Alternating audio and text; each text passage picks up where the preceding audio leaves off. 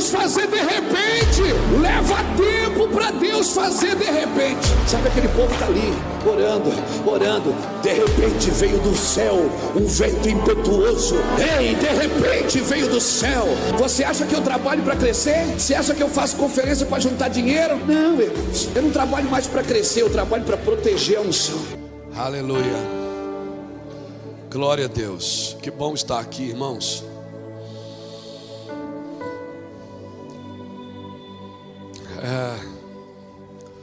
Eu estou muito feliz porque parece que o Brasil está acordando para algumas coisas.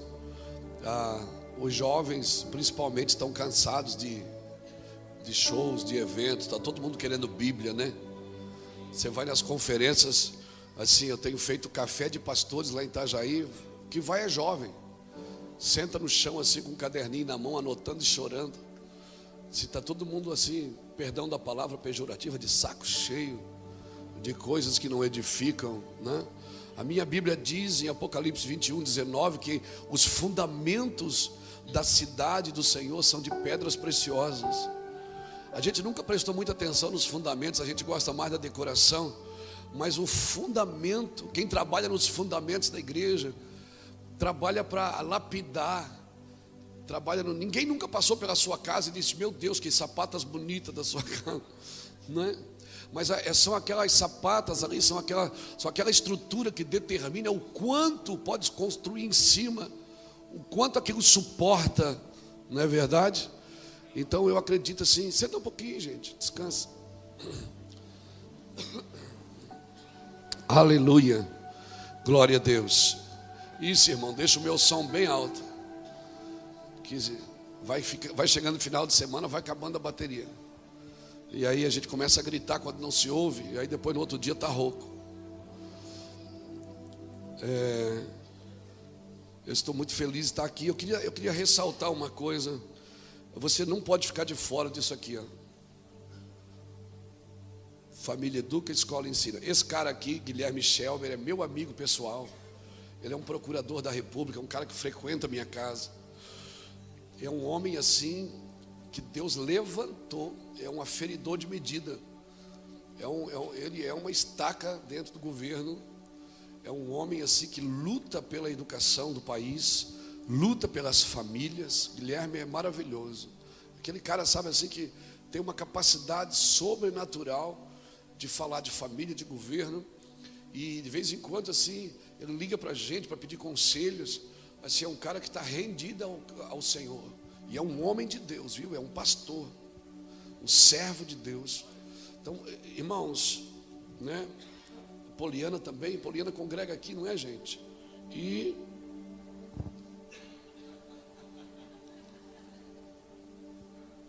Iolene, é isso? A Iolene não conheço, mas está aqui nesse grupo aqui é porque é bênção. Mas o Guilherme, gente, o Guilherme é especial. Há uns 2, 3 anos atrás, eu reuni toda a equipe do Mevan e o Guilherme veio passar 2 dias com a gente numa sala só, nós conversando como nós podíamos orar, porque a gente tem que orar especificamente, amém? A gente tem que ser mais focado, mais sucinto, conciso, mais preciso. E eu vejo que o Senhor está regulando a mira da arma, sabe? O Senhor está regulando a mira. E a gente está fazendo coisas pequenas que movimentam coisas grandes. A gente está sendo mais sucinto assim em algumas coisas. E eu estou muito feliz com isso, porque a impressão que dá é que não está acontecendo nada, mas tá, irmão. Daqui a pouco vocês vão ouvir o povo gritando: Saul matou milhares, mas Davi matou 10 milhares. Quando Saul se deu conta, não deu mais tempo de voltar. Quando Saul olhou e disse: meu Deus, Davi, não falta outra coisa a não ser ele governar. Então, assim, parece que não está acontecendo nada, parece que está todo mundo inerte, mas fica tranquilo. Deus trabalha assim mesmo. Deus ama o invisível. Amém? Deus ama o incomum. Deus gosta de se movimentar assim. E eu estou com uma palavra no meu coração. Na realidade, eu não ia pregar isso agora de manhã, né? Na realidade, eu não queria nem pregar de manhã, eu queria ficar dormindo. Vamos ser sinceros, né? mas, né, tem que pregar, né? Glória a Deus. Então, eu vou trazer uma palavra para os irmãos. Glória a Deus. Mas uma palavra que não foi a palavra que eu preparei para pregar aqui. Essa é uma palavra que eu estou preparando para pregar no café com pastores. Deus me dá uma mensagem por mês, assim, e eu vou diluindo ela o mês inteiro. Então, se você pegar meus esboços, está assim, ó, mês de agosto 2019, mês de julho 2019, mês de... eu falo, Deus vai discorrendo as escrituras mensalmente no meu coração, assim. Então, e a gente vai, às vezes muda, às vezes eu mudo o mês, mas não muda a palavra. Às vezes muda o mês, mas não muda a palavra. A palavra é a mesma, né? A palavra é a mesma, né? É pai e filho trabalhando junto por um propósito eterno. Abra sua Bíblia comigo em 1 Samuel capítulo 10. Glória a Jesus.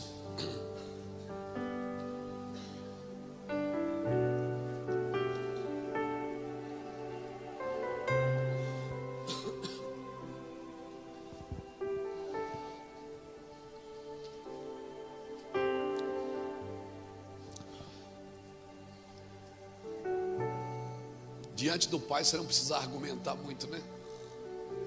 Enquanto você prepara argumento para falar com o Pai está preparando a festa para te receber. Deus não quer argumento não, Ele quer que você relaxe. Não fala nada. Eu não sei quanto a você, mas parece que a minha vida inteira eu vivo num processo de abrir mão. A vida inteira, todo dia eu acordo, não acordo para conquistar nada, eu acordo para abrir mão de alguma coisa. Todo dia. E isso para mim é um discipulado, não tem maior discipulado do que a renúncia. Todo homem de renúncia, toda mulher de renúncia vai viver debaixo de autoridade. Porque a autoridade não tem a ver com posição, a autoridade tem a ver com renúncia. Tem gente que correndo atrás de posição achando que vai ter autoridade. Deus não dá autoridade para quem tem posição, é o contrário, Deus dá posição para quem tem autoridade. Por isso que ele tirou José da cadeia e botou ao lado de Faraó, porque Faraó tinha posição, mas quem tinha autoridade era José. Por isso que quem tinha posição na Babilônia era Nabucodonosor, mas quem tinha autoridade, e homens de autoridade eles estão sempre descortinando o futuro. Homens de posição trabalham para o momento, mas homens de autoridade trabalham para o futuro. Meu Deus, que palavra é essa? Anota aí para mim. Homens de posição trabalham para o momento, mas homens de autoridade trabalham para o futuro. Pegou? Glória a Deus. Eu gosto disso. Porque Deus não dá autoridade para quem tem posição. Muita gente tem posição. Quando o Egito começou a viver o caos, quem é que se manifestou? Foi quem tinha posição ou quem tinha autoridade? Deus deu até o sonho para quem tinha posição, mas foi quem tinha autoridade que revelou o sonho, que trouxe à existência aquilo que não existe. Então veja bem, num tempo de caos, homens de autoridade, mulheres de autoridade é que vão fazer a diferença. Amém, querido? Quando o Egito começou a ter fome, José abriu todos os celeiros. Então, todo o evangelho que não ensina você a negar a si mesmo não pode ser de Cristo. Nós temos que aprender a negar a nós mesmos. Eu tenho andado no Brasil e tenho visto, Luiz, vem aqui porque nós queremos orar eu queria que você trouxesse esse fogo aqui para a nossa igreja. Irmão, não adianta nós querer fogo na igreja se a gente não quer fogo na vida. Tem muita gente que quer fogo no seu ministério, mas não quer fogo na sua vida. Porque o fogo vai nos purificar, ele vai nos queimar. Ele vai mostrar as impurezas que habitam em nós. E eu gosto muito de uma frase daquele médico muito conhecido, que tem ajudado muita gente, Dr. Laí Ribeiro. Ele diz uma coisa assim: se você não achar tempo agora para cuidar da sua saúde, um dia você vai ter que ter tempo para cuidar da sua doença. Então, se você não tiver tempo para cuidar da sua saúde espiritual, de buscar a Deus, de viver com Deus e querer só funcionar, um dia você vai ter que parar tudo para voltar a fluir. Porque é para isso que Deus nos chama, amém? Então, é muito perigoso eu vou falar um pouquinho sobre Saul. Eu estou só construindo uma base aqui para a gente.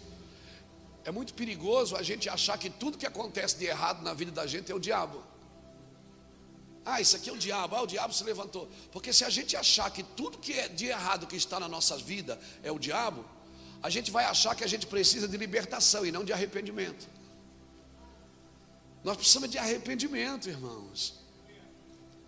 Porque nem tudo que acontece de errado na nossa vida é o diabo, são as nossas decisões. As nossas decisões nos arremetem para coisas difíceis e também envolvem toda a nossa casa. Os meus filhos são afetados pelas minhas decisões. Minha família é afetada pelas minhas decisões. Então, eu quero muito que você se localize comigo, porque eu não sou um pregador de prosperidade. Às vezes, esses dias eu falei do livro, eu tenho que explicar bem, porque às vezes esses dias, pastor, me dá aquele livro que o senhor escreveu sobre prosperidade. Eu digo, ele não é de prosperidade, ele é de justiça. Porque se nós formos pregadores de justiça, a prosperidade vai fluir em nosso meio. Buscai primeiro o reino de Deus e a sua justiça, e todas as coisas lhe serão acrescentadas.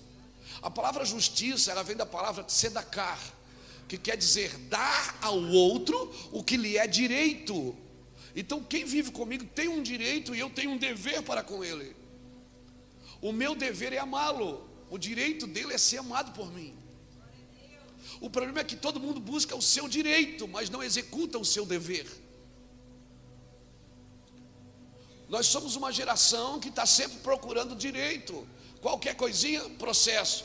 Qualquer coisinha, processo. Qualquer coisinha, eu quero meus direitos. A gente quer os direitos na igreja.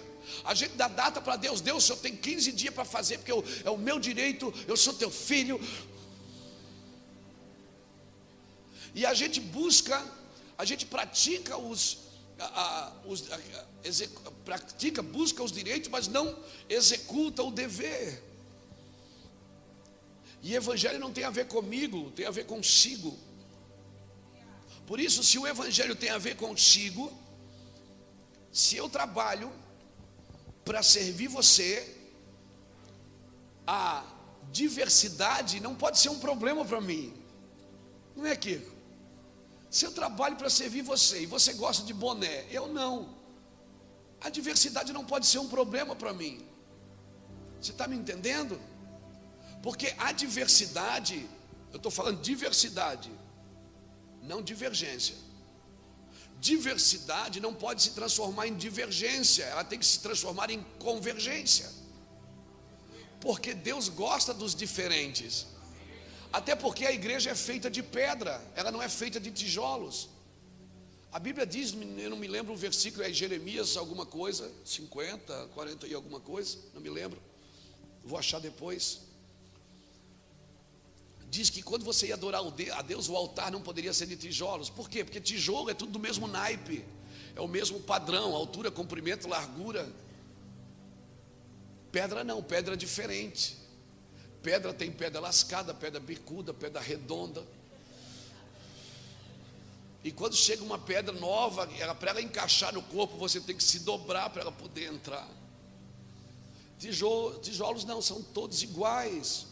E Deus não tem problema com a diversidade, irmão. Deus tem problema com a divergência por causa da diversidade.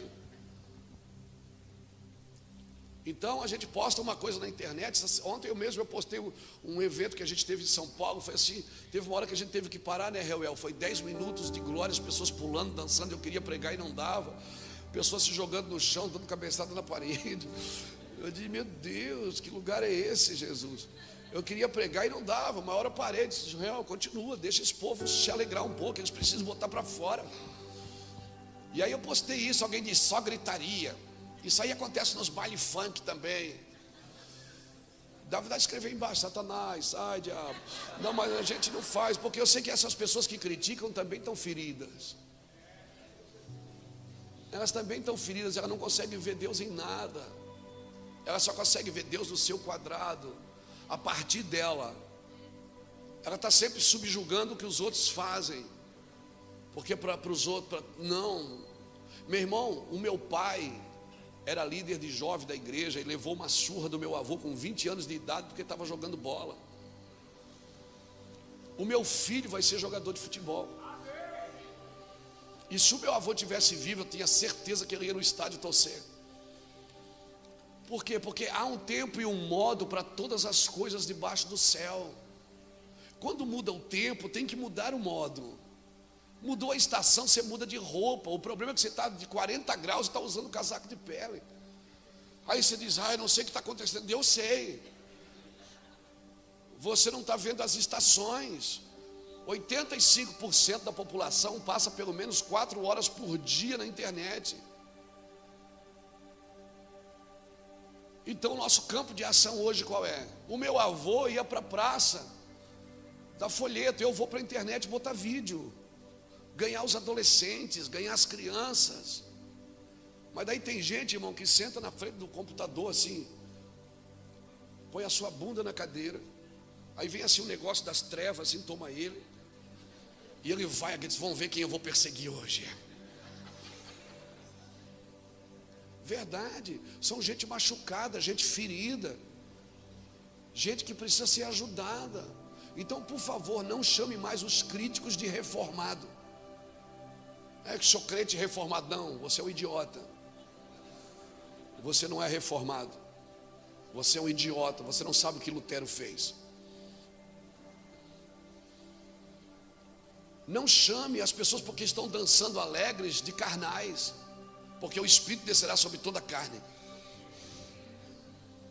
Não chame os acusadores de profetas, que só estão acusando, apontando o dedo. Profeta não era para apontar o dedo, era para apontar o caminho. Não chame os negociantes de ministros. Mude o seu vocabulário se você quer um avivamento. Pessoas reformadas, irmãos, estão trabalhando para a edificação da igreja.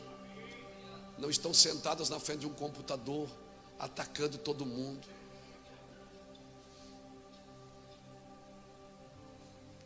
Esses dias alguém me criticou e disse, você se intitula apóstolo. Não existe apóstolo, eu digo, você é reverendo. A palavra reverendo significa digno de ser reverenciado. Seu cabeção. Tem gente que pensa que a gente é burro, irmão, que a gente não lê Bíblia, não estuda. Por que eu estou falando isso? Porque está gravando e vai para a internet. Glória a Deus. É verdade. Está na hora da gente entrar num quarto e buscar Deus, irmão, buscar a revelação. Tem pessoas estudando a Deus, mas não conhecem o coração dele. Você é o que, Luiz? Você é batista, você é assembleiano, você é presbiteriano, você é metodista, você é puritano, eu sou filho de Deus. Eu não estou defendendo uma placa e uma ideia. Eu sou realmente do corpo de Cristo. Eu tenho amigos em todos os segmentos. Eu tenho amigos que eu sento para a gente discutir, a gente briga para caramba. Eu não concordo, eu também não. E no final nós estamos comendo picanha junto e estamos dando risada. E por falar em picanha, hoje é um bom dia. Eu só estou dando uma ideia para os irmãos. Assim, hoje é um bom dia, me deu uma saudade do sul hoje de manhã. Mas vamos para frente, vamos falar da Bíblia, né, irmãos? Vamos lá, isso é só para você. 1 Samuel capítulo 10.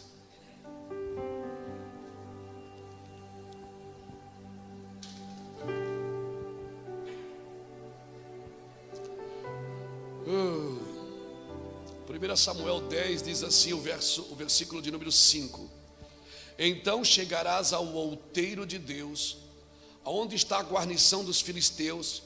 Entrando na cidade, encontrarás um grupo de profetas que descem do alto.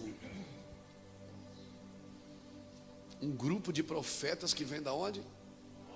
Do alto. Precedidos de saltérios, tambores, flautas e harpas. Eles vêm chapando.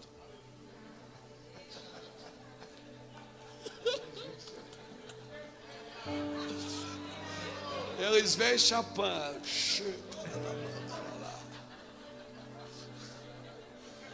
Tá na Bíblia, eu estou lendo. Tu acha que eles vinham ser tocando e...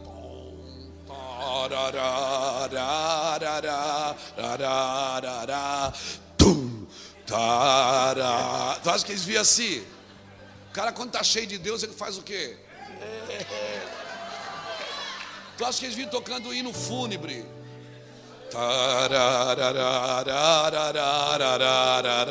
Pum. Não, irmãos. Eles estavam descendo do alto, precedidos de saltérios, tambores, flautas e harpas, e eles estarão profetizando. O Espírito do Senhor se apoderará de ti, e tu profetizarás com eles, e serás transformado em outro homem. Quando esses sinais te vierem, faz o que achar a tua mão para fazer, porque Deus é contigo. Descerás adiante de mim a Gilgal, e certamente eu descerei a ter contigo, para oferecer holocausto e sacrifícios de ofertas pacíficas. Mas, aqui é o problema, mais 7 dias esperarás, até que eu vá ter contigo e te declare o que tu há de fazer. Virando Saul as costas para se apartar de Samuel, Deus lhe mudou o coração em outro, e todos aqueles sinais aconteceram naquele mesmo dia. Uau, uau. Obrigado, Jesus, pela tua palavra. Nós nos submetemos à tua palavra. Querido, muitos dos quadros depressivos, para não dizer todos os quadros depressivos da igreja hoje, são por causa da frustração. E o que é a frustração? É você esperar que Deus fizesse uma coisa do seu jeito e Ele não fez do jeito que você esperava que Ele ia fazer. E para falar em frustração, eu posso usar Lucas 22, quando os 2 homens a caminho de Emaús, Jesus entra no meio e os caras estão tão frustrados que eles cegam. Porque um homem frustrado, ele cega, ele não consegue ver de outro jeito, ele não consegue ver Deus se movimentando de outra forma, é só da forma que ele conhece. Só da forma que ele conhece. Então, o que é a frustração? Frustração é você achar que ia ter um resultado e não teve o resultado que você esperava. E é perigoso, porque a frustração é que alimenta a apostasia dos últimos dias. Porque a frustração, ela vai tornar você duro, não maduro. E certamente, se você ficar duro, você vai se tornar incrédulo. E você não vai acreditar em tudo que você vê. Claro, não deve mesmo. Você deve medir os espíritos. Mas é terrível, irmão. É terrível uma pessoa incrédula. Ela só acredita no seu quadrante, só no seu ambiente. Ela não consegue se mover de outra forma. E quando ela vê uma coisa que foge do padrão que ela está acostumada, ela diz: isso não é de Deus. Isso é muito perigoso, porque além de estar frustrado com você, você começa a julgar quem está ao redor. E você vai criando um ambiente de incredulidade, não mais um ambiente de crença.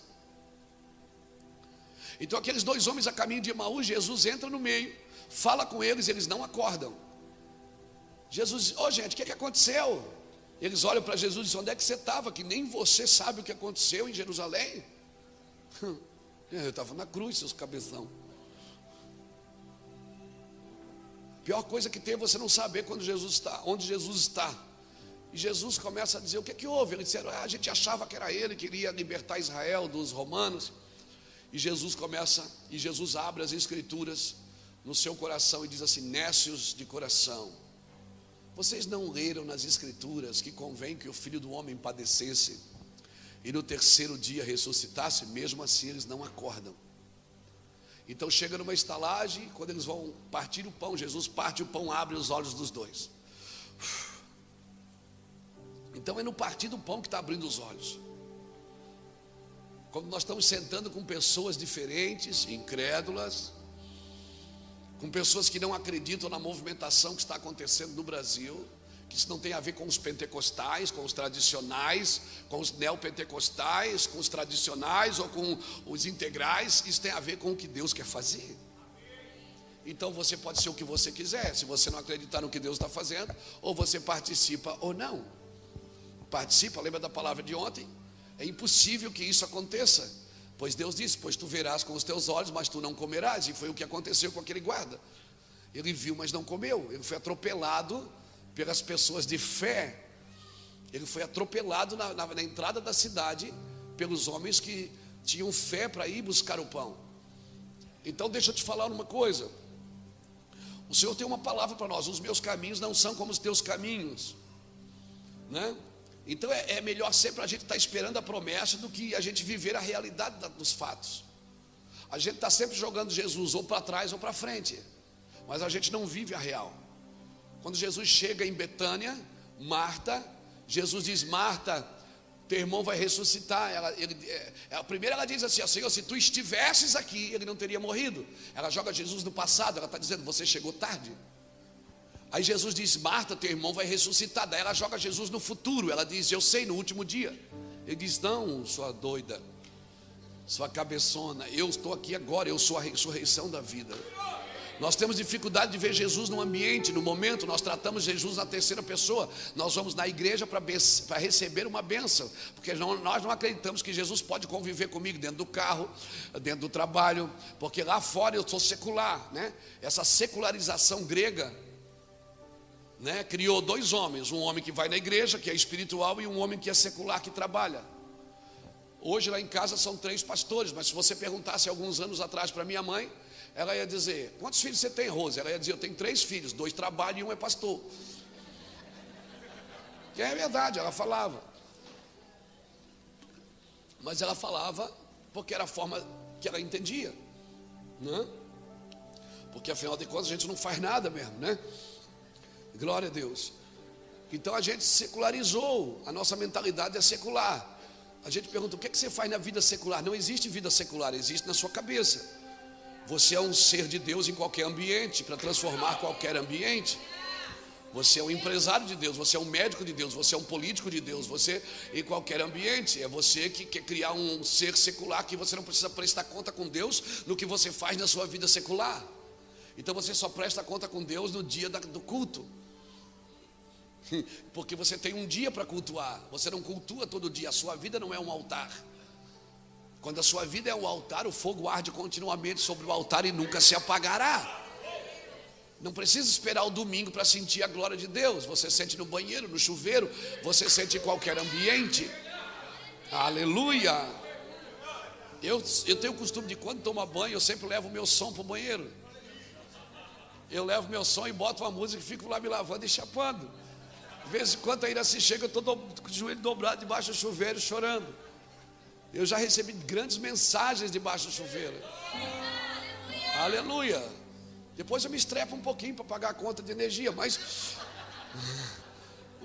isso é um outro detalhe. Agora é tudo no gás. Glória a Deus. Então, irmãos, a gente não tem uma vida secular. Amém? Vamos perder essa secularização gospel que a gente criou. A gente é um ser de Deus em qualquer ambiente, porque nós criamos um lugar para buscar a Deus.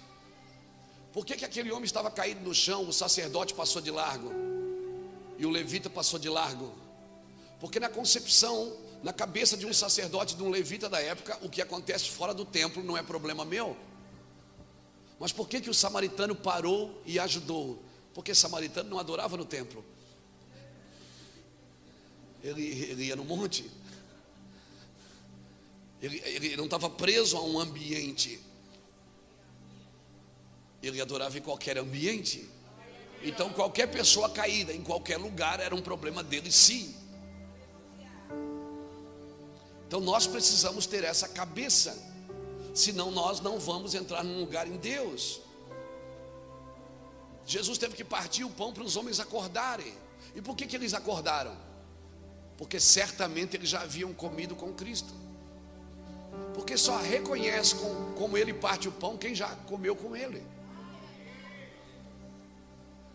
E às vezes não, você quer mais uma palavra, mais uma oração, você quer mais uma mão na cabeça, você quer mais algum paliativo que me desperte. E você não vive o dia a dia com Jesus, você não conversa com Ele, você conversa com todo mundo, menos com Deus. Você chega a pedir para alguém, fala com Deus para me abençoar. E você mesmo não fala isso para Ele. Você está com Deus o dia inteiro e você pede para alguém, querido, ora por mim para Deus me dar vitória. Meu Deus, Ele está aqui do lado pensando assim, puxa, estou aqui, você não está me vendo. Porque você está frustrado, porque você acha que eu vou trabalhar do jeito que você quer e não do jeito que eu sou. Um dia Deus me disse assim, Luiz, eu não quero que você vá para o púlpito falar das coisas que eu faço, porque isso a terra já faz. Os céus proclamam a minha glória, o firmamento anuncia as obras das minhas mãos. Luiz, você não tem que falar o que eu faço, você tem que falar de quem eu sou. As pessoas precisam saber quem eu sou, então elas vão entender o que eu faço. Daniel 11:32 diz isso: um povo que conhece a Deus se tornará forte e fará proezas. Jeremias 9:23-24 também diz isso. Diz, não se glorie sábio na sua sabedoria, nem rico na sua riqueza, nem forte na sua força, mas o que gloriar-se, glorie-se nisto, em me conhecer e saber que eu sou Deus e que faço. Primeiro tem que saber quem Ele é, para depois saber o que Ele faz. Se eu buscar só o que Ele faz, eu nunca vou conhecer quem Ele é. E saber o que Ele faz não transforma o meu caráter. O que transforma o meu caráter é saber quem Ele é me envolver com a pessoa de Jesus. Jesus é Emanuel, é o Deus conosco, é o Deus presente, é o Deus aqui. Então eu não tenho que tornar o evangelho complexo. Sabe o que eu vejo? Às vezes tem gente que fala tantas coisas bonitas, difíceis, torna o evangelho complexo para que ele seja atraente. Você não tem que tornar algo simples em algo complexo para que as pessoas desejem isso. Não, irmãos. O evangelho é simples. A beleza do evangelho, a complexidade do evangelho está na sua simplicidade. É tão simples que parece mentira. É tão simples que não parece verdade, parece uma mentira. Essa é a história de dois irmãos, eu acho que eu já contei aqui, não me lembro. De dois irmãos, que um era pastor, o outro era ator. E os dois se separaram de criança, né? Um foi estudar, fazer arte, e o outro foi estudar no seminário para ser pastor. E um dia os dois se encontraram numa cidade, ou seja, né, na mesma cidade que o irmão tinha a igreja, o outro veio fazer uma peça de teatro.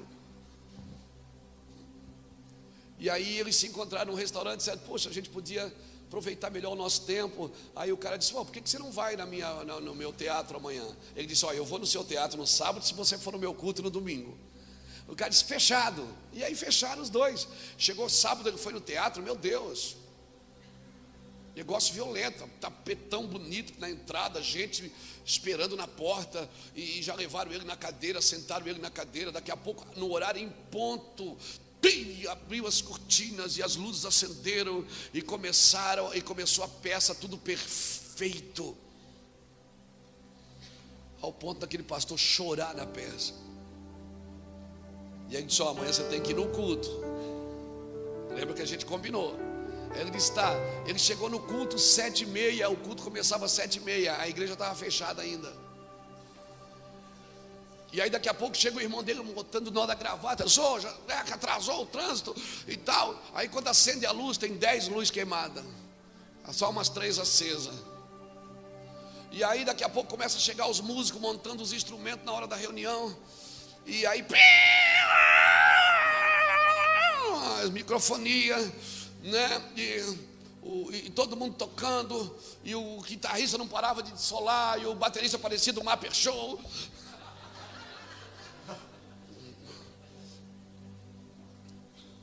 E aí ele pregou e tal, e o cara foi no banheiro, não tinha papel higiênico, e foi uma luta.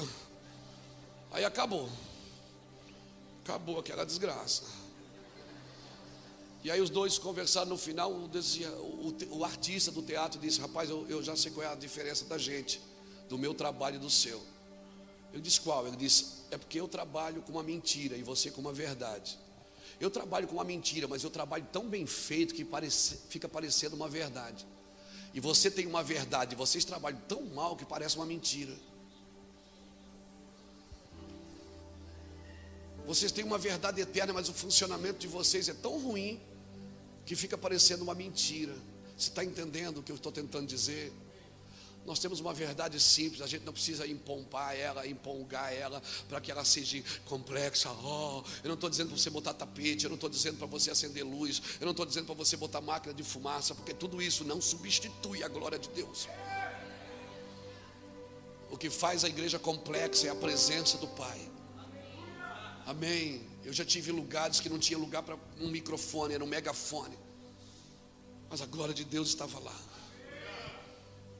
A glória de Deus estava lá. A gente foi substituindo as coisas. A glória saiu, a gente encheu a igreja de luz. A fumaça da glória não veio, a gente comprou uma máquina. Nós estamos tentando copiar quem, irmãos? A glória de Deus. Eu tenho que falar de Saul. Então, muitos de nós estamos construindo algo para o Senhor, mas nós temos que ler a planta para ver se a planta foi exatamente como Deus mandou. Mas eu não concordo, mas não é a planta. Então, vai fazer do seu jeito em outro lugar. Essa é a planta. Irmãos, eu sou pastor de uma igreja,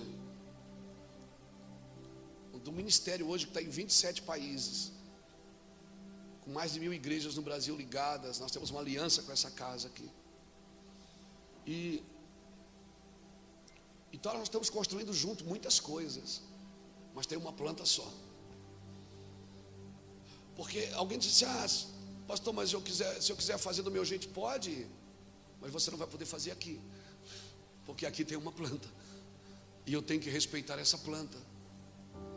Então eu prefiro perder um amigo do que perder a planta. Porque a obra de Deus não é feita por afetos, ela é feita por propósitos. Teve uma hora que Abraão teve que chamar Ló e dizer: Ló, cara, tá difícil, a gente não está mais comungando. Por que eu estou falando isso? Porque essa casa tem uma palavra. Tem uma palavra para essa cidade, tem uma palavra para essa nação. Eu tenho falado para o Cristiano, quando ele diz assim, que cada vez que eu estou perto, parece que ele perde alguma coisa. É porque realmente eu acredito nesse seminário. Irmãos, a nossa vida é uma vida de renúncias para que a gente possa alcançar a Cristo. Então eu tenho por valor todas as perdas para que eu possa alcançar a Cristo. Se você olhar para a vida de Abraão foi perdendo. Deus mandou ele sair da família, sair da casa do pai. Depois ele perdeu Ló. Deus mandou ele abrir mão de Ismael. Depois Deus mandou matar Isaac. Chegou uma hora que Deus disse: Abraão, é nós. Você entendeu.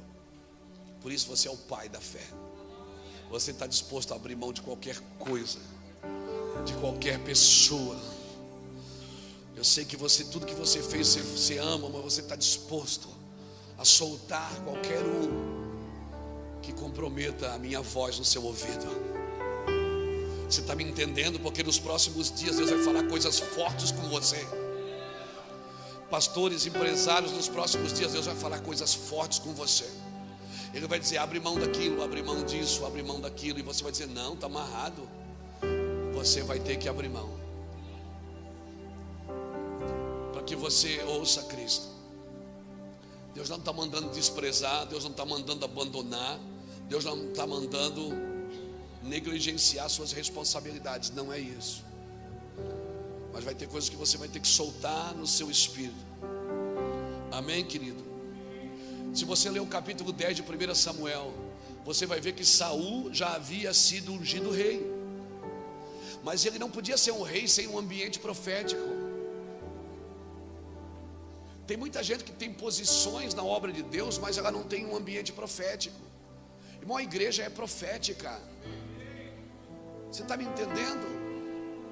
Saul já tinha sido ungido rei, mas Samuel falou para ele: você vai encontrar alguns profetas que estão descendo do monte com saltérios, com harpas, Ele deu outros sinais, mas esse sinal para mim é o mais importante de todos. Porque foi esse sinal que o Senhor disse: quando você estiver profetizando com eles, você será transformado num outro homem. Ou seja, você já pode ter o título, você já pode receber o reconhecimento das pessoas, você já pode estar numa posição privilegiada. Saul já tinha sido ungido rei, Samuel já tinha ungido a cabeça dele. Só que o Senhor estava dizendo para ele: se você não respeitar o momento profético, você vai ser um rei para o momento. E foi exatamente o que aconteceu. Saul reinou por 40 anos em Israel, diz Atos capítulo 7, mas com a presença de Deus só 7 dias. Ele reinou 39 anos, 358 dias sem Deus. Ele precisava do ambiente profético. Não adianta, você pode ser um estudioso das Escrituras, se você não entrar, não receber no seu espírito um ambiente profético, você vai trabalhar para o culto de domingo, você não vai trabalhar para a volta de Jesus. Quando Noé começou a construir a arca, não estava chovendo. Noé não construía a arca porque chovia, ele construía porque ele recebeu uma palavra. Ele estava construindo algo por aquilo que viria. Agora tem uma coisa: quando você está construindo algo por uma palavra, a impressão que você tem é que você é doido. Você tem essa impressão. Eu já tive, eu disse: Deus, eu estou errado, fala. Ele disse: não, continue. Continue. Quando você constrói, quando você trabalha por algo profético, você trabalha e não faz sentido. As pessoas começam a dizer: que velho doido, que isso, que é isso que ele está fazendo? Vai acabar o mundo. Vai acabar, vai vir um negócio, Deus vai fazer algo aqui. A Bíblia diz que Noé, enquanto construía, ele era um apregoeiro de justiça. Ele trabalhava na obra, mas ele pregava justiça para o povo. Ele trabalhava naquilo que era profético, mas ele não se libertou da justiça, ele não se negligenciou a justiça. Essa é a palavra certa. Ele não negligenciou a justiça. Por quê? Porque ele era um apregoeiro de justiça. Ele não era só um engenheiro naval. Ele estava lá construindo, mas de vez em quando ele parava quando alguém vinha criticar ou vinha. Então ele era considerado como um velho louco, 100 anos trabalhando por uma palavra que ele ouviu. Eu fico imaginando os filhos de Noé se reunindo, dizendo: será que o pai não está bem? Será que não é melhor a gente levar o pai no médico? Que ele está fazendo uma coisa, meu Deus, a gente está trabalhando aqui há 20 anos. E ele disse que ainda faltam uns 80.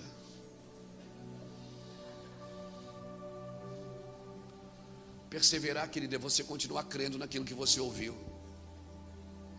Não é continuar fazendo, é continuar crendo. E aquele velho doido continuou por 100 anos, 120 anos a mesma obra. Toque, toque, toque, toque. Toque, toque, toque, toque, toque, toque. Eu acho que é por isso que quando ele saiu da arca, ele plantou uma vinha e tomou um porre. Ele disse: eu estou doido, eu tenho que dar uma aliviada, eu estou muito carregado. É por isso que ele tomou um porre. Ele disse: não, eu não aguento, vai ficar um ano dentro dessa arca com esses bichos tudo, com a minha família gritando. Meu Deus, esses meninos tudo gritando, tá doido? Eu disse: não, Deus, me dá um relaxamento aí, me dá uma luz. Está amarrado, não vai fazer isso não, faz isso não. Hoje tem o Espírito Santo que você vai. Não vos embriagueis com vinho onde há contenda, mas enchei-vos do Espírito Santo. Pegou? Então Noé está 100 anos construindo uma coisa que ele ouviu uma vez. Ele não ia no culto todo domingo para Deus confirmar. Ele não ligou para ninguém para Deus confirmar. Ele não parou na frente de ninguém e disse: libera uma palavra de vida para mim. Ele não disse: ô pastor, libera uma palavra de vida.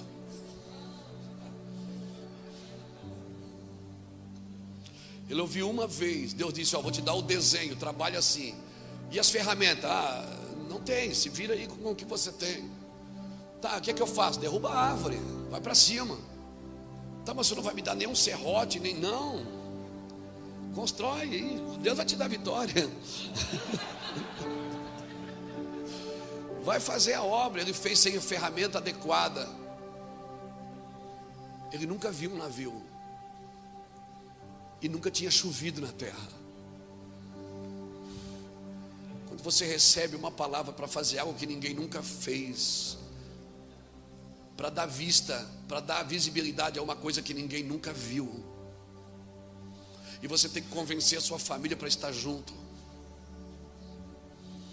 Imagina os meninos de Noé todo dia acordados: meu pai, vamos pai, vamos trabalhar. E quer saber de uma coisa? 4 casais entraram na arca, e nos 100 anos que eles construíram a arca, não nasceu nenhuma criança ali dentro. Não nasceu nenhuma criança nos 100 anos. Naquela casa não nasceu bebês. Por quê? Porque eles estavam trabalhando em algo coletivo. E quando você milita em algo coletivo, Deus não permite você gerar em causa própria. A Bíblia diz que depois que eles saíram da arca, Deus disse: agora Deus deu os filhos e filhas para eles, porque agora cada um ia cuidar da sua vida. Mas quando você está em algo coletivo, você não tem que cuidar só do seu ministério, só da sua igreja, só do seu gueto. Não tem. Eu tenho uma igreja, eu pastorei uma igreja com 3.500 membros. Tem domingo que eu estou na Europa, dentro de um apartamento com 15 pessoas. E pasmem, eu comprei a minha passagem para ir lá. E a igreja tem 3.500 membros no domingo. Todo mundo me leva para jantar depois. Todo mundo quer me dar uma oferta. Todo mundo quer me dar uma camisa da Dudalina. Já me deram carro, casa. E Deus diz: deixa tudo aí. E vai. Uma igreja apostólica, ela não trabalha para encher cadeiras, irmãos. E eu fico com a palavra do apóstolo Cristiano. Quem sabe tem um Billy Graham aqui hoje. Quem sabe tem algum jovem, alguma jovem aqui que vai fazer. Quem sabe tem uma Harry Baker aqui hoje, que vai para a África alimentar crianças. 15 mil crianças por dia. Quem sabe tem uma Aimee Mike Persson aqui hoje. Quem sabe tem um Jonathan Eduardo. Porque uma palavra que pode mudar a sua vida para sempre. Uma palavra mudou a minha vida para sempre. Quando um pastor estendeu o dedo e ninguém quis pegar, eu fiquei de pé e disse: é minha essa palavra. Peguei ela e levei para um quarto e deixei que ela me gerasse. Sim, eu vou te falar, quando você receber uma palavra, você vai precisar de um ambiente profético. Noé era doido, sim, até o dia que choveu. No dia que choveu, todo mundo começou a dizer: o que é isso? Meu Deus, o que é isso? Aquele velho estava certo. Todo mundo correu para a arca, mas não deu mais tempo, porque Deus fechou a porta por dentro. Você está me entendendo? Como é que é? Eu ia chamar Tatuapé, não é Tatuapé, Taubaté, irmão. Você está me entendendo, Taubaté? O que Deus está falando? Pegue as palavras que ecoam na eternidade. Numa reunião profética, as palavras são liberadas. Pega, é minha. Essa aqui é minha. Isso aqui é minha. Deixa as pessoas, deixa os internautas te chamar de louco agora, te chamar de doido, de carnal, de desequilibrado. Deixa os infernautas falar o que quiserem. Você está ouvindo, está fazendo, está trabalhando de acordo com a palavra que você ouviu. Sim, recebe essa palavra e diga: essa palavra é minha. Deixe-me até transportar. Tu és o Deus do céu, o Deus Emanuel. Enche-me até transportar.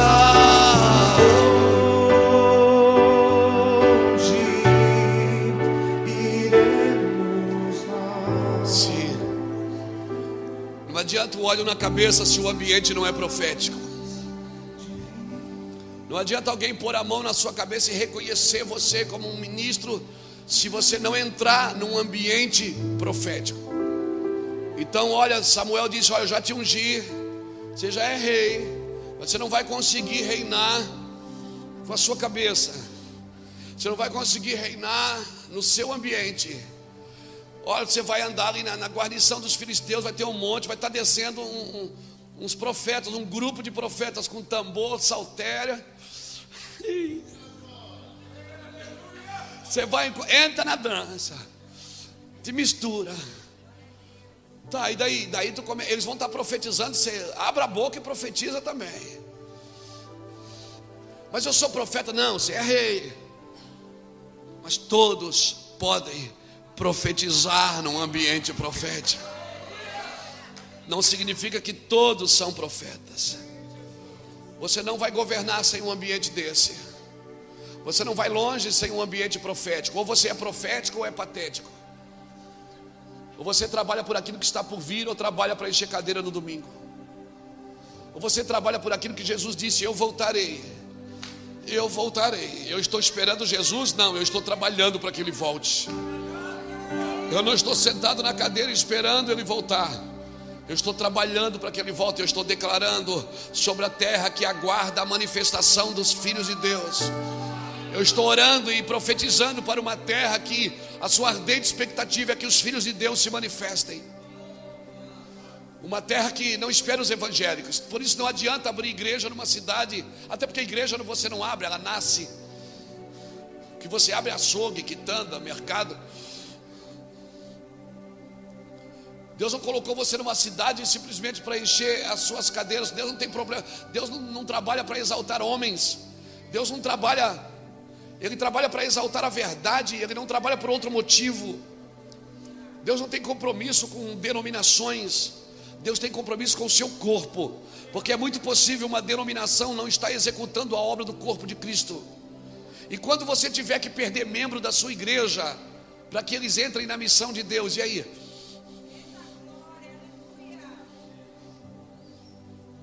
Então, se a igreja for sua, você vai ficar ofendido. Mas se não for, Deus não dá igreja para pastores, Ele dá pastores para a igreja. Você está me entendendo, querido?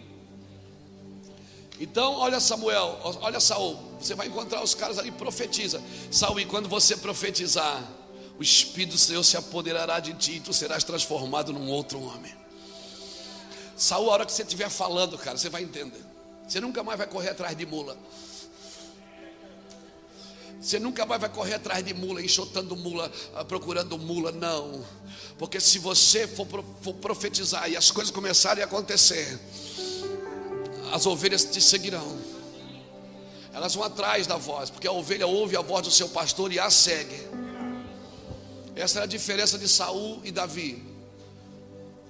Davi apacentava ovelha, Saul apacentava mula. E mula você vai atrás enxotando, ovelha não, você vai na frente e elas seguem.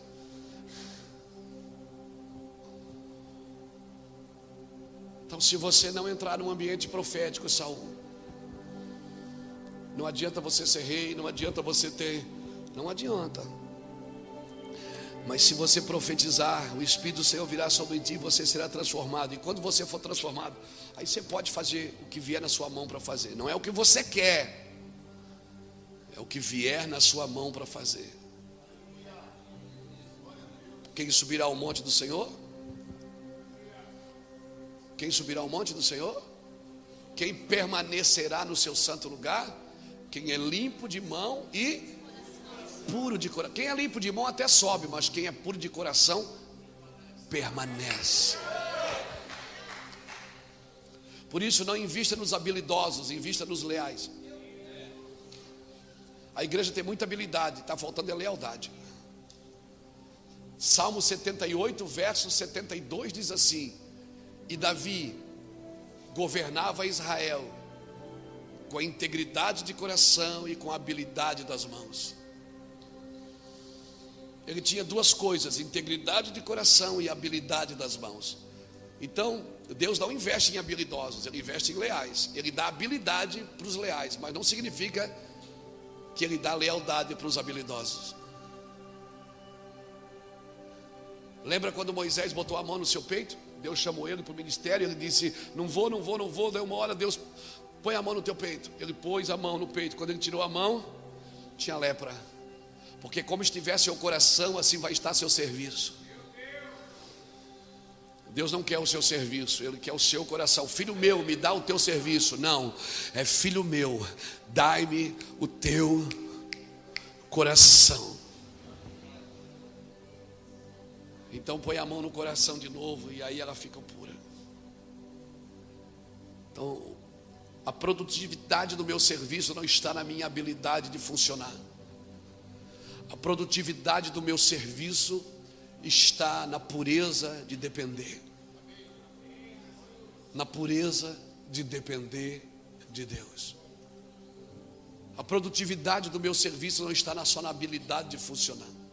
Está na pureza de depender. Então você pode aprender tudo aqui fora, como conduzir a igreja. Mas a igreja não é uma empresa. A igreja tem um cabeça. Você tem que perguntar para o cabeça. Não é para o diretor de marketing. Não é para o gerente. Por isso, cuidado. É o cabeça que faz a igreja funcionar. Lembra em Juízes 13, quando a esposa de Manoá, o anjo chegou para ela e disse: tu vais ter um filho. Ela era estéril, ela não podia ter filho, ela já estava envelhecendo. O anjo disse: você vai ter um filho. Ela correu para Manoá, seu marido, e disse: marido, um homem apareceu para mim ali e disse que eu vou ter um filho. Manoá disse: se for de Deus, ele vai aparecer de novo. E se ele aparecer, você me chama. Ele apareceu de novo, ela disse: espera aí. Foi lá, chamou Manoá. Manoá chegou para o homem e disse: é verdade que você falou com a minha mulher que a gente vai ter um filho? Deus vai dar um filho para a gente, é verdade? É, Deus vai dar um filho, e esse homem, ele vai libertar Israel dos filisteus. É verdade isso mesmo? É verdade. Aí Manoá solta a pérola. Ele diz assim: aí quando o menino nascer, como a gente cuida do menino? Porque se é o céu que está me dando, é o céu que vai me ensinar. Eu não quero cuidar de uma coisa do céu com a habilidade da terra. As coisas do céu você cuida com a pureza do céu. Se prepare, afia suas espadas. Vai ser o azeite. Não adianta apresentar a lâmpada, Deus quer ver o azeite. Não é a lâmpada que te põe para dentro, é o azeite. E o azeite você não extrai de pessoas. Por isso que quando aquelas nécias viram que não tinham azeite, pediram para as outras: dá-nos do teu azeite. Ela disse: não, esse azeite você tem que, vai comprar. Você está acostumado a comprar.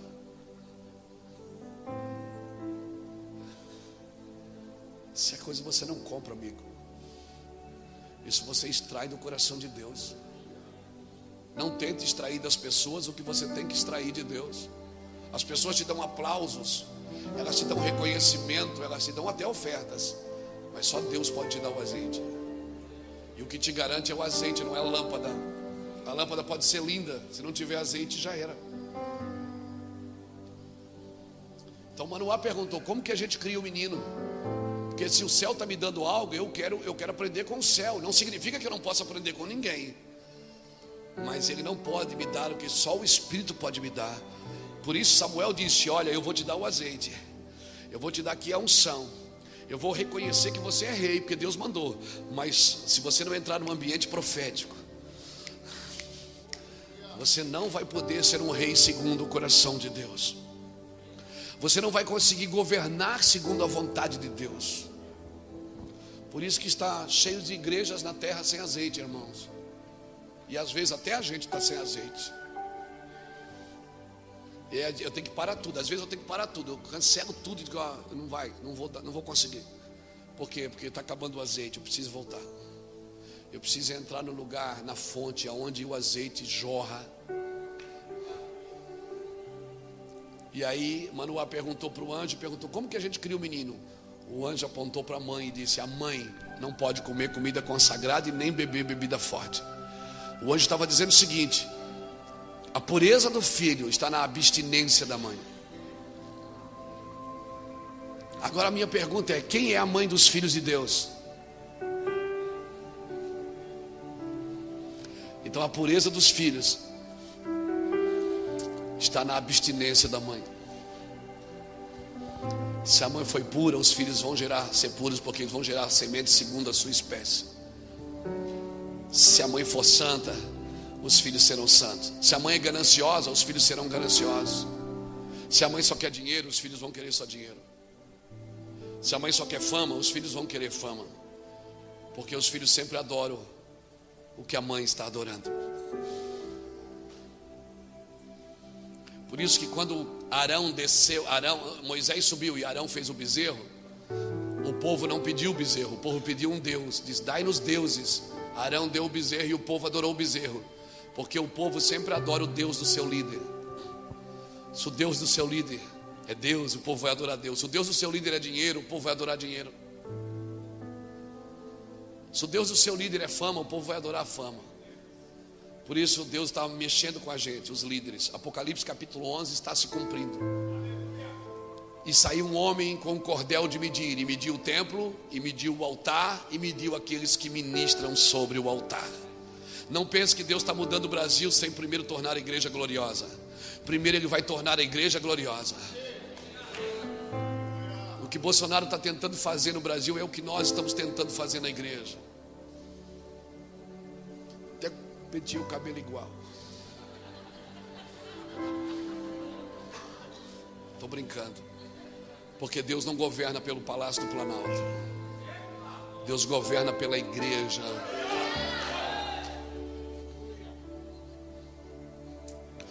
Os reis é que iam buscar a profecia nos profetas. Não eram os profetas que iam buscar a profecia no rei. Olha aqui para mim. Davi conseguiu escapar de Saul, mas de Natã não. Nenhum rei vai escapar da profecia, nem você, presidente, se você não se prostrar a ela. Eu amo você, oro por você, abençoo a sua vida e reconheço o seu trabalho. Mas mesmo você, presidente Jair Bolsonaro, se você não se prostrar à profecia, você pode perder o lugar que Deus lhe deu. Porque ninguém pode escapar da profecia. Passa o céu e passa a terra, mas a palavra não vai passar. E nós precisamos do ambiente profético. Então está na hora da igreja parar de tirar selfie com o presidente. E ela ir para o altar e dizer: Senhor, assim diz o Senhor para a nação. Começar a profetizar para que os homens sejam transformados com um novo coração. Uma terra de adoradores. Ela tem homens segundo o coração de Deus, mulheres segundo o coração. Eu sou rei, eu sou presidente, eu sou governante, eu sou prefeito, eu sou vereador. Pode ser quem for. Se não entrar num ambiente profético, vai ser só mais um, tentando governar na sua força e na sua coragem. Há uma profecia liberada sobre a nação. Qual é? Brasil é um celeiro de missões. E para que serve um celeiro?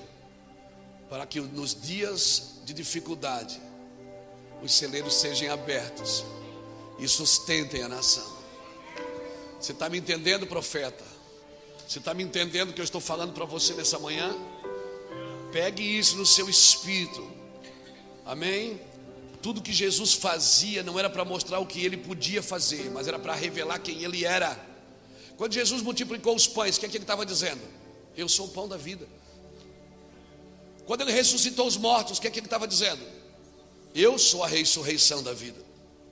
Quando ele fazia milagres, o que é que ele estava dizendo? Ele estava revelando a sua natureza. O dom que Deus te dá, os dons que Deus te dá, revelará quem ele é através de você, ou não. Quando Deus pede uma oferta, vamos fazer uma oferta? Vamos. O que é que Deus quer revelar em você? Ele quer o seu dinheiro ou quer revelar em você um homem doador, um homem generoso? Todo o movimento de Deus é para revelar. Quando Deus pede a Abraão, Abraão me dá Isaac, ele queria Isaac? Não, ele queria Abraão. Porque se ele tem um pai, tudo que está debaixo daquela mão, ele terá tudo. Por isso você vai ver numa igreja muito mais mulheres do que homens. Porque se um homem converte numa casa, a probabilidade da casa toda se converter é maior. Você está me entendendo? Então, querido, quando ele pede uma oferta, ele quer revelar o que você é um semeador que está aí dentro. Amém? Então não pare o processo. We were in love that never meant to stay. Some things are real, even when they fade.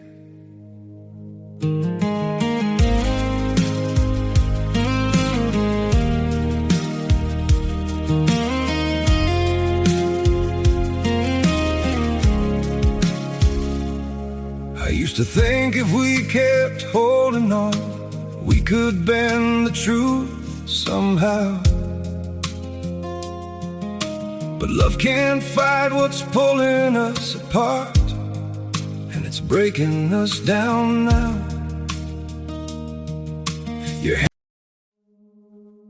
We were in love that never meant to stay. Some things are real, even when they fade.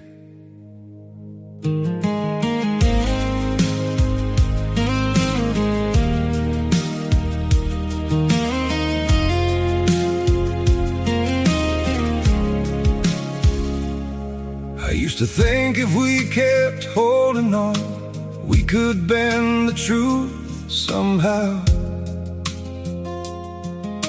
But love can't fight what's pulling us apart, and it's breaking us down now.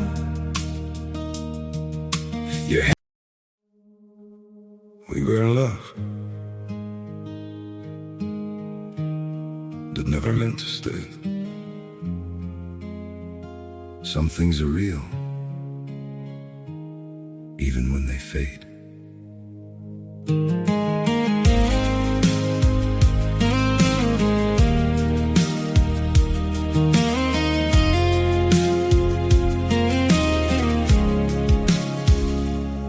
I used to think if we kept holding on, we could be.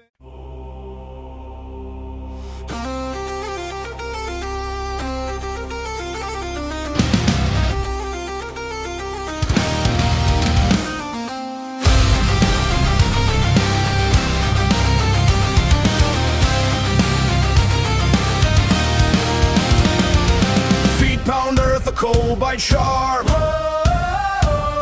Shadows stretch like iron bars. Breath turns to smoke, to mist, to stars. The trees are watching ancient scars. Wild embers rise, rise, rise. Flames in the dark tearing the skies. We burn, we break, we don't ask why. Wild embers rise, rise, rise.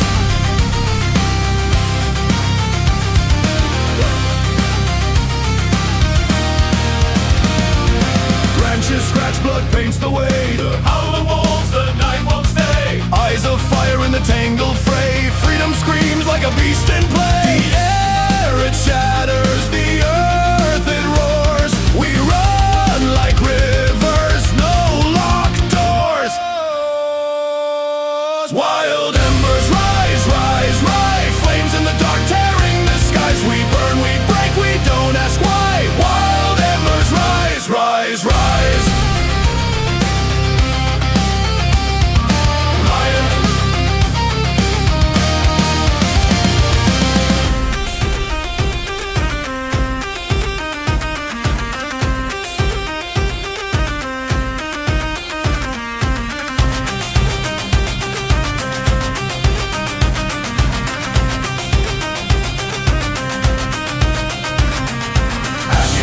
But we still breathe. Oh, oh, oh. Chains of smoke we've torn beneath. Oh, oh, oh. Roots crack stone, the forest safe. Oh, oh, oh. Freedom's voice whispers leaves. Wild embers rise, rise, rise. Flames in the dark tearing the skies. We burn, we break, we don't ask why. Wild embers rise, rise, rise.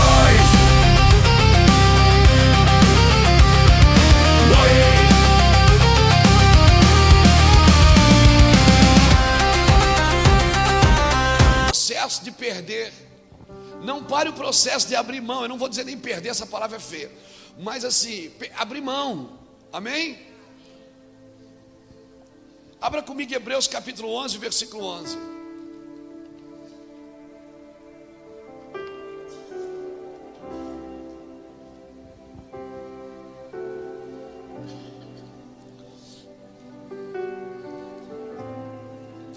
Hebreus capítulo 11, versículo 11.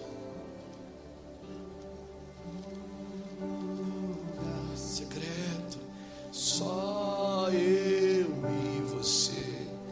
Eu mesmo assim, venha me encher um lugar secreto, só eu. Olha aqui, Hebreus 11, 11, o que é que diz? Pela fé, também a própria Sara recebeu o poder de conceber um filho, mesmo fora da idade, porque teve por fiel aquele que lhe havia feito a promessa. Amém? Está aqui. Sara recebeu um filho foi pela? Agora Gênesis 18, 12 diz o quê? Que ela riu. Quando o Senhor veio avisar que ela ia ter um filho, ela teve fé? Ela riu. Porque você não precisa ter fé para começar. Porque quando você não tem fé para começar, Deus começa por você. Você não precisa ter fé para começar, você precisa ter fé para continuar. Porque às vezes Deus fala uma coisa que a gente fica, não é possível. Eu não acredito nisso, mas Deus diz, eu vou fazer. Você tem que ter fé para perseverar, amém? Se você não tem fé para começar, Deus começa por você. Mas se a sua fé vai se aperfeiçoando no caminho, Deus não contabiliza a incredulidade do começo. Tem muita coisa que você fez no começo, você tinha fé para fazer? Não tinha.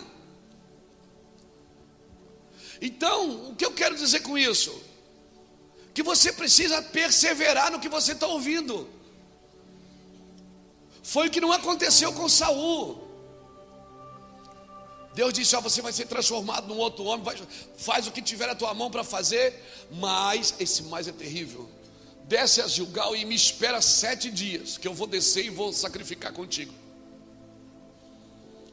Deus, pronto, os 7 dias de glória do ministério de Saul durou só 7 dias. Depois foi só perturbação e enfado. Por quê? Porque ele parou de ouvir a Deus. Ele parou de ouvir a Deus. E quando você para de ouvir a Deus, você vai parar na mão. Ele foi ouvir a necromancia.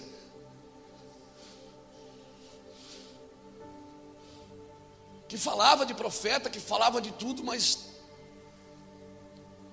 o ministério dele só durou 7 dias, irmão.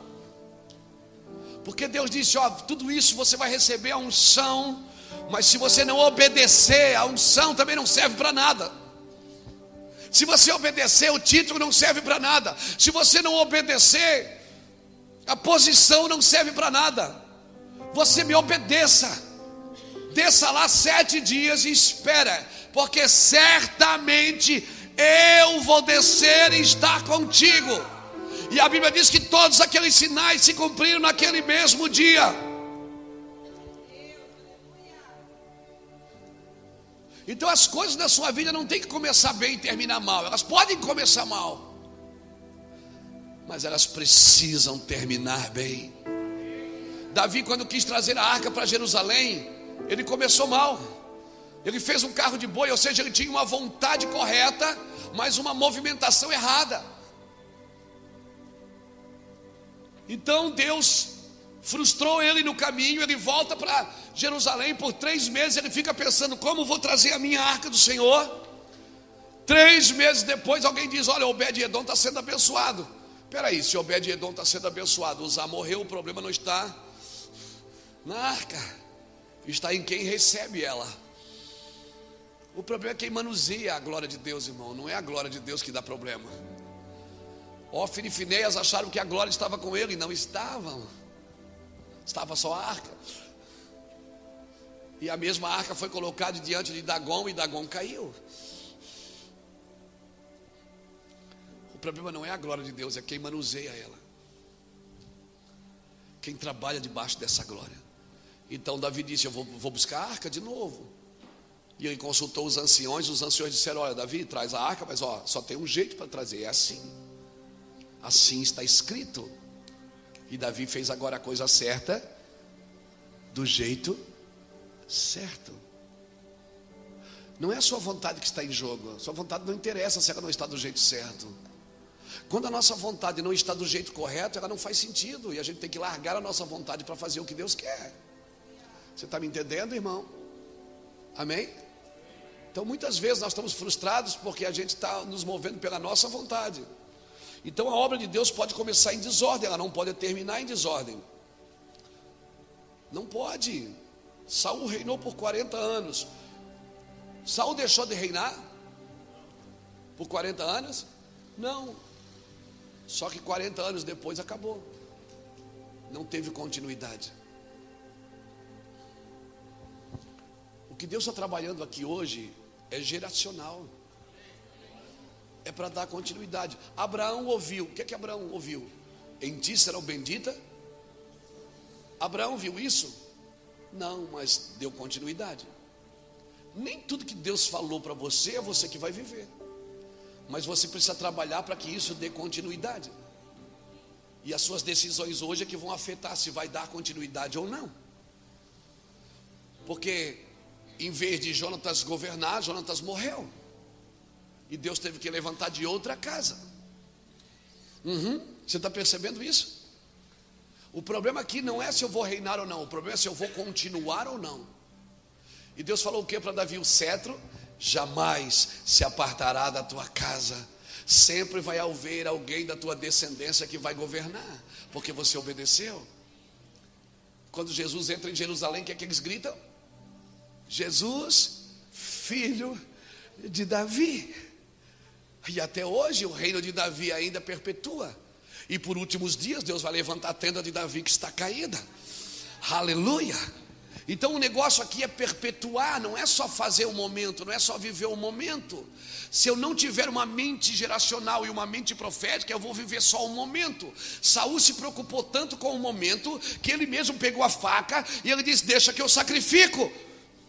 Porque para Saul importava era o reino, não o sacerdócio. Não adianta ter reino se não tem sacerdócio. Hoje o Brasil tem casas de oração por todo lugar, mas nem todos são sacerdócios de oração. Tem casa de oração, mas não tem sacerdote de oração. Porque virou moda ter casa de oração. Pessoas estão fechando igreja, abrindo casas de oração. Mas se você fizer da igreja uma casa de oração, você não precisa mudar. Se você fizer daqueles membros que estão ali toda semana fazendo campanha para ganhar alguma coisa, se você fizer deles sacerdotes de oração, aleluia. Você está me entendendo? O negócio aqui é continuidade. O que Saul perdeu não foi o trono, foi a continuidade dele. Profetizou com os profetas, estava na unção, mas não obedeceu. Não obedeceu. Nós temos dificuldade de dar continuidade, de passar para outro. E daí deu 7 dias. E Saul está lá. E aí Samuel não chega, e Samuel não chega, e Samuel não chega. E o povo vai se dispensando. Um vai comer cachorro quente, o outro vai comer coxinha, o outro vai fazer alguma coisa. E aí eles ficam. Saul fica: cara, tem alguma coisa errada aqui. Não, dá a faca. Não, mas o senhor não pode, o senhor é rei. Não, eu posso, eu estou na unção. O teu ministério, Deus me chamou. Não, mas esse não é o seu trabalho, rei. Esse é o trabalho do sacerdote. Não, pai, que isso? Para. Sou ungido. Tem unção, eu dancei com os caras, tudo. Estou debaixo da nuvem. Tem um ministério. Esse é o problema. É você achar que o que você carrega é seu. Agar, quando ela percebeu que ela estava grávida, de Abraão, ela começou a destratar Sara. Porque ela disse: eu que estou gerando, não é ela. Isso aqui é meu. Sara foi lá e pegou pesado com Agar. Agar fugiu. Quando ela fugiu, ela encontrou um anjo. O anjo fez 2 perguntas para ela. O anjo disse assim: Agar, de onde vens e para onde vais? Ela só responde uma. Ela diz: eu venho da casa da minha senhora. Porque ela não sabia para onde estava indo. Porque quem está fugindo não sabe para onde vai. Ela só responde uma.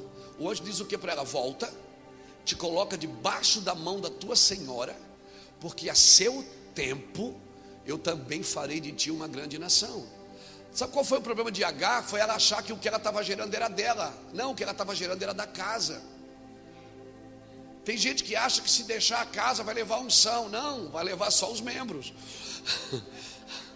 A unção não vai, irmão, porque a unção é da casa. Você está me entendendo? A não ser que Deus diz: ó, vai porque eu vou contigo. É diferente. Porque às vezes Deus também vai com quem vai, não vai com quem fica. Davi teve que fugir da casa de Saul, e Deus foi com Davi, não ficou com Saul. Então o segredo aqui é saber se Deus está junto ou não. Se Deus estiver junto, eu vou para debaixo da ponte, não tem problema. Você está me entendendo? Então o problema de Saul foi não dar continuidade. Agora, como Deus é lindo, Kiko. Eu amo as escrituras porque elas se fecham. Davi casou com uma filha de Saul, não casou? Agora Davi queria casar com aquela ali. Davi não queria casar com Mical, ele queria casar com Merabe. Mical era estéril. Por que Deus deu uma filha de Saul estéril para Davi? Para ele não gerar filho naquela casa. Porque um dia a casa de Saul quebrou aliança com os gibeonitas. E os gibeonitas, para refazer a aliança, pediram 7 filhos da casa de Saul. Se Davi tivesse gerado filho com Merabe, os 2 filhos de Merabe seriam filhos de Davi. E Deus já pensa lá na frente, porque Deus é profético. Então, quando Deus te entrega algo estéril que não está gerando naqueles dias, é para te proteger lá na frente. Você tem que ter uma mente profética. Saul poderia dizer: Deus, eu não tenho filho. Poxa, casei essa mulher, não tenho filho com ela. Deus está dizendo: você não está entendendo. Você não pode gerar filho nessa casa, porque lá na frente você vai ter que entregar os teus filhos para morrer. Então eu estou te protegendo, Davi. Até quando você não produz, você ainda está dando fruto.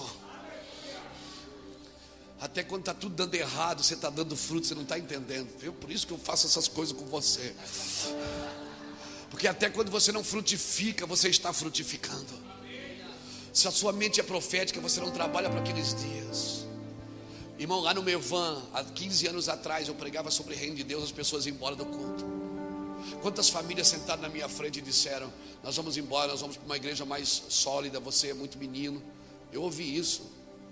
A sua igreja, pastor, assim, a gente não tem nem, você não tem nem lugar aqui para receber a gente, que a gente tem uma outra estrutura. Aí meus diáconos diziam assim: pastor, vamos trazer alguém para pregar, porque a minha palavra é muito pesada. Pastor, assim, o povo precisa de uma palavra. Eu disse: não, o povo precisa de Jesus. As pessoas iam embora, irmão. A gente espalhava as cadeiras assim. Eu saía para pregar, para vender as fitas do meu testemunho, para ajudar a pagar o aluguel da igreja, porque as pessoas iam embora e levavam os seus dízimos. Mas eu nunca voltei atrás com uma palavra. Nunca. Um dia a chave virou. Um dia choveu. Um dia choveu. Hoje nós temos 3 cultos no domingo. Fica a gente na rua esperando acabar um para começar o outro. O Brasil inteiro vai lá em Itajaí. Eu vendo 50 mil reais de livro por semana. Na internet, nos eventos, que mantém 86 pessoas em tempo integral. Nós temos 32 funcionários na igreja com carteira assinada só para manter a estrutura aberta, que abre 8 da manhã e fecha meia-noite todo santo dia. Gente do Brasil inteiro, vai lá. Por favor, não negocie a palavra que você ouviu. Entra num ambiente profético. Se Deus falou que vocês podem ser uma terra de adoradores, trabalhem e invistam nisso. Isso não é um monopólio de vocês. Não façam disso um monopólio, senão vocês se perdem. Deus só usa vocês como um botão para que alguém aperte. Você é só o start, o botão. Hoje lá em Itajaí tem igrejas que já são muito mais estruturadas do que a nossa. Tem um menino lá que Deus está levantando. Meu Deus, mas como Deus usa aquele menino. A igreja dele cresce. Às vezes tem membro da nossa igreja que diz: pastor, estou indo lá congregar lá. Vai, querido, vai mesmo, não tem problema não. Deixa Deus trabalhar. O meu chamado é para o mundo. Fui chamado para o mundo. Meu púlpito é o mundo. Então entenda isso, cara. Se você está debaixo de uma unção profética, descansa seu coração. Você só não pode negociar é a palavra que você ouviu. Espera. Não faça nada com a sua mão para segurar as pessoas perto de você. Quem estiver fazendo alguma coisa para segurar as pessoas perto vai perder Deus e vai perder as pessoas, vai perder a família e vai terminar a sua vida com uma espada na mão, sozinho. Não negocie a palavra. Não negocie. O profeta disse: espera, eu vou descer com você. Não, mas eu sou o líder. Você é o líder, mas você já viu que todo o rei na Bíblia que tentou fazer o trabalho do profeta, Deus matou ele? Lembra Uzias, que entrou no incensário com incenso na mão, que achou que poderia acender incenso no lugar dos profetas, morreu leproso. Olha para Saul. Porque o sacerdócio é mais importante do que o reino. Saul nunca foi buscar a arca por 40 anos. Davi, a primeira atitude dele no ministério, no seu governo, o primeiro dia de governo, a pauta era: vamos buscar a arca de volta, porque para mim o sacerdócio é mais importante do que o reino. Eu não vou reinar sem sacerdócio. Não reine sem sacerdócio, querido. Quero deixar essa palavra no seu espírito. Amém? Seja alguém de continuidade. Diga para alguém: seja alguém contínuo. Diga assim: tem uma doutrina de emancipação. Diga para ele: tem uma doutrina de emancipação. Solte. Olha aqui para mim. Lázaro. Quem é que ressuscitou Lázaro? Mas quem desatou Lázaro? Jesus ressuscitou Lázaro, olhou para a igreja e disse: desatai-o e deixai-o ir. Você não pode desatar as pessoas da morte e atar elas em você. A Bíblia diz que Lázaro foi desatado na cabeça, nas mãos e nos pés. A cabeça fala de governo, as mãos falam de funcionamento e os pés falam do id. Desatai-o e deixai-o ir. Tem uma doutrina de emancipação. Irmão, Daniel capítulo 2, não precisa ler não. Nabucodonosor teve uma palavra. Ele recebeu um sonho, lembra? Ele sonhou e ele viu uma estátua, não viu? A estátua com a cabeça era de ouro, o peito era de prata, o corpo era de bronze, o pé, a perna de ferro e o pé de barro. E aí ninguém sabia revelar. Ninguém. Alguém sabia revelar?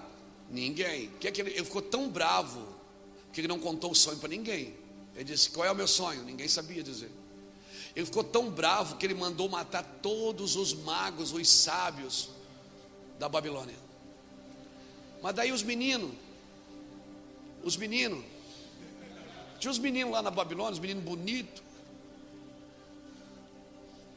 E aí um menino chamado Daniel Belsazar disse assim: diga para o rei não matar ninguém, eu vou orar, e o Deus dos céus vai revelar o sonho do rei. Escuta, Daniel entrou, já foi dizendo: o sonho do rei é esse. O rei viu uma estátua, e a cabeça era de ouro. Ele disse: uau. Está escrito assim, capítulo 2: e por causa disso os magos foram preservados. Sabe o que aconteceu? Aqueles magos começaram a estudar sobre o Deus de Daniel. Eles não tinham a Torá, mas eles estudavam os astros, estudavam as luzes, o sol, as estrelas, e eles começaram a se interessar pelo Deus de Daniel. Por que você acha que os magos foram quando Jesus nasceu?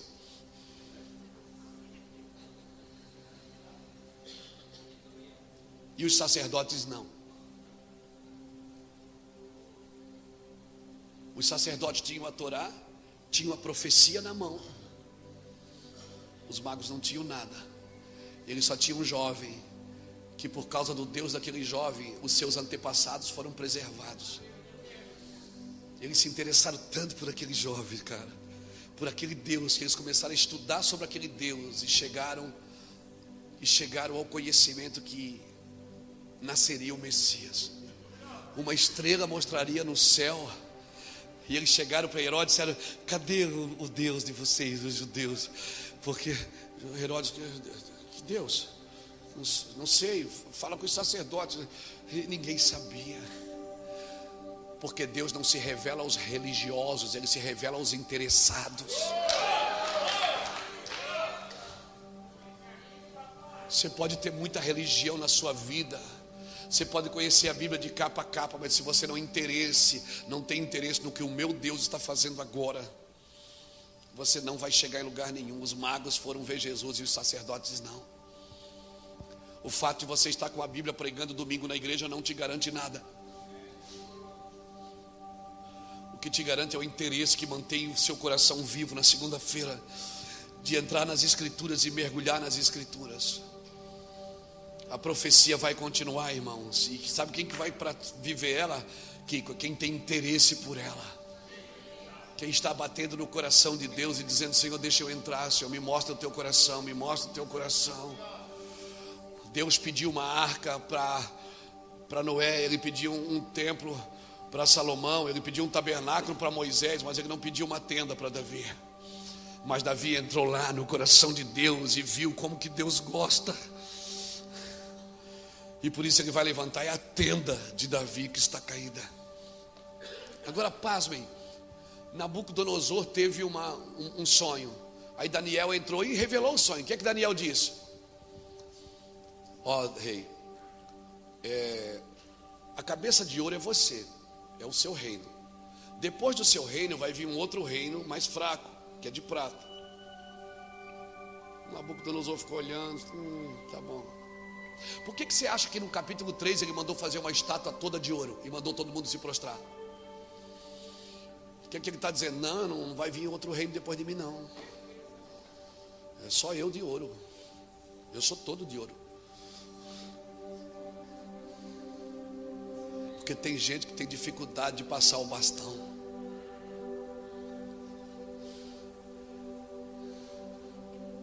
Cria-se um paliativo para que os outros adorem. Tem gente que não tem uma doutrina de emancipação. Quando ele ouviu Daniel falar: peraí, quer dizer que a cabeça de ouro, depois de mim vem outro? Não, eu vim para ficar, meu amigo, não vai vir outro não. Eu sou todo de ouro. Aí ele mandou fazer uma estátua toda de ouro. Você entendeu o que ele estava tentando dizer? Eu vim para ficar, eu não vim para sair daqui não. Aqui ninguém vai pegar meu lugar não. Querido, se você é profético, você não tem lugar. Se você é profético, você não tem lugar. As escrituras circulam no seu ventre, elas circulam dentro de você, e você faz parte de tudo que Deus está construindo de eternidade a eternidade. Eu quero deixar essa palavra para você. Amém? Vamos parar aqui que está jóia, cheio de picanha. Fica de pé comigo, querido. Aleluia.